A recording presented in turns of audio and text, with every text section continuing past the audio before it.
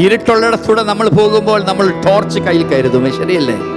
അവിടെ മറഞ്ഞു കിടക്കുന്നതൊക്കെ വെളിപ്പെട്ട് കിട്ടേണ്ടതിന് നീ ആ ടോർച്ച് ഉപയോഗിക്കും. ഞാൻ പറയുന്നത് പിടികിട്ടുന്നുണ്ട്? ടോർച്ച് ഉപയോഗിക്കും എന്നതുപോലെ തന്നെയാണ് ഈ പ്രവചന വചനങ്ങൾ, ഈ പ്രവചന ദൂതുകൾ. ഹല്ലേലൂയ.